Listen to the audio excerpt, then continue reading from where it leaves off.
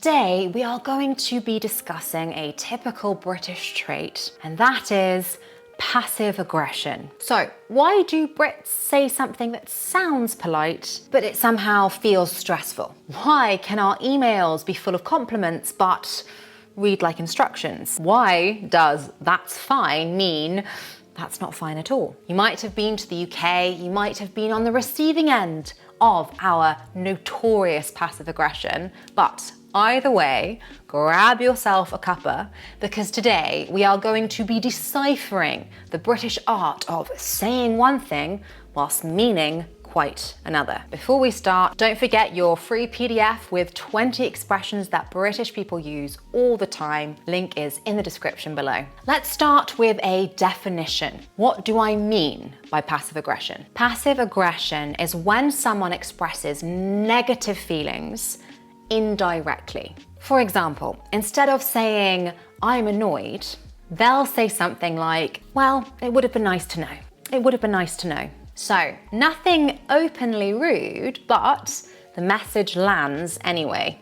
I'm a bit annoyed. Passive aggression is not unique to the UK, but it is particularly common here. It is prevalent. It is everywhere. Why, you might ask? It's because British culture values politeness and emotional restraint. And because of this, we are often uncomfortable with direct confrontation. So we soften any criticism or confrontation with careful language or with passive aggression. The result is a sort of emotional code that other Brits implicitly understand, but might confuse those who aren't from here. For example, my husband isn't British, and when I say "that's fine," he'll often say, "Is it actually fine, or is it British fine?" A very reasonable question. Let's start by looking at some classic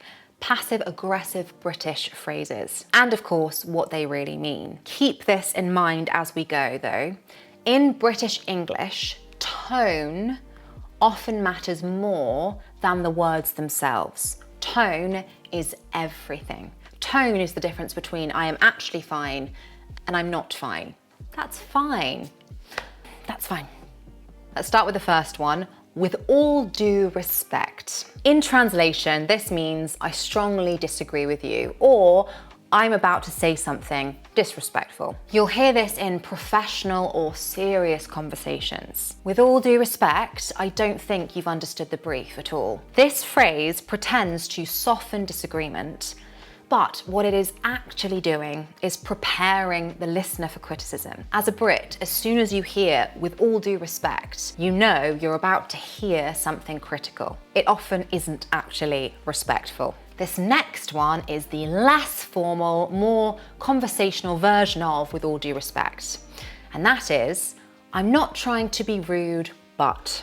I'm not trying to be rude, but. I'm not trying to be rude, but you did say you'd reply. Now, when a British person says this, they already know what they're about to say is not polite. It does, however, also depend on tone. If it is said gently, it might sound apologetic. I'm not trying to be rude, but. If it is said flatly, it's more of a warning. I'm not trying to be rude, but there were several errors in that report. Third one, if that's okay. And the translation of this can mean this isn't really optional. This is extremely common in work scenarios, particularly work emails. For example, "I'll need the report by Friday, if that's okay." Grammatically, it seems like a question, but it's not. Socially, it's already decided. "I'll need this report by Friday, if that's okay. Give me that report by Friday." Just so you're aware.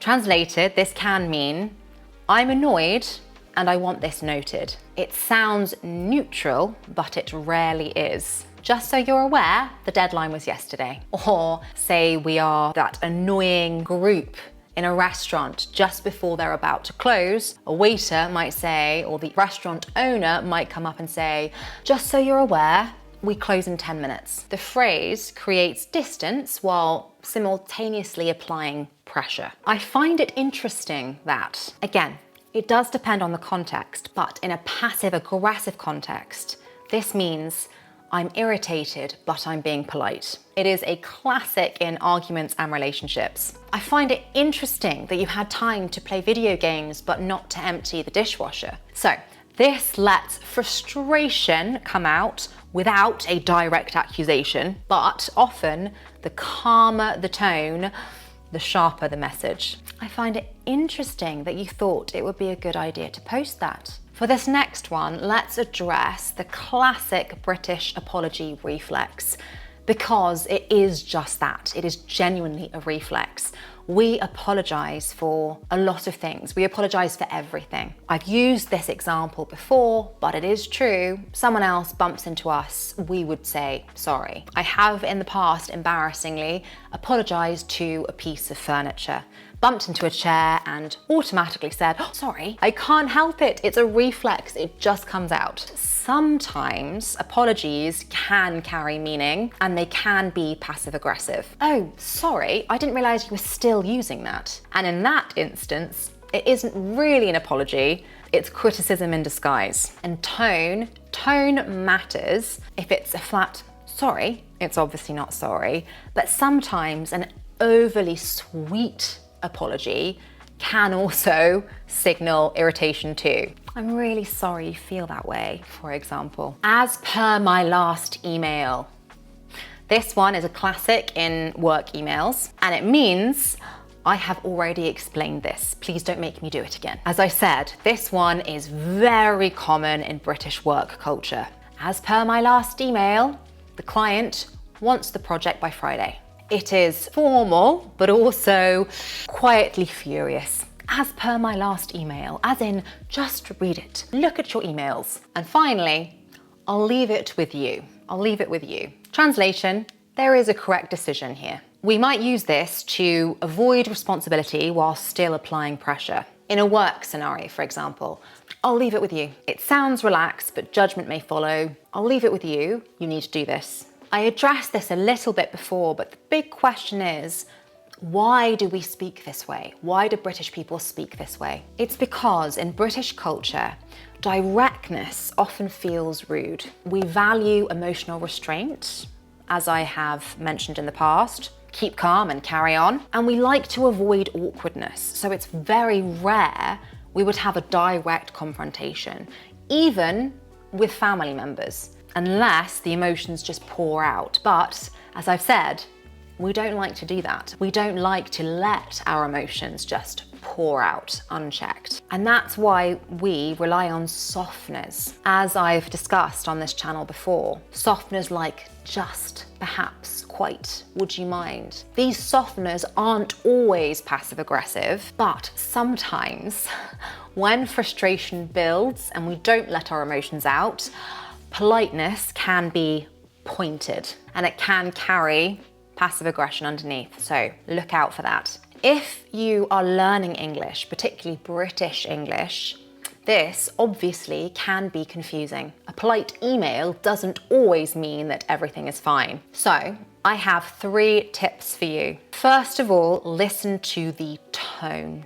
As I've said before, tone is everything. Over politeness, forced calm, or clipped delivery often signal tension. My second tip is watch for indirect criticism. For example, "I find that interesting you did it this way," doesn't always mean interesting. And third, don't be afraid to clarify gently. If you are not natively British, you can always ask, "Do you mean that literally?" And asking, "Do you mean that literally?" can be appreciated. There it was, the subtle, confusing, occasionally exhausting world of classic British passive aggression. I don't want to give the wrong impression. It's not always meant as a way of being unkind, rather as a way of keeping the peace.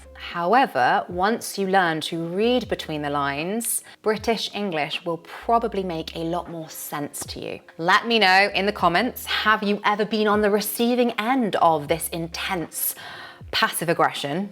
If you found this interesting, you might enjoy this playlist, which goes into British culture. Don't forget your free PDF, and there are other links below to check out. If you enjoyed the video, please like and subscribe, but of course, no pressure at all. there might be a little bit of passive aggression there. Have a wonderful rest of your day. See you in the next one. Bye.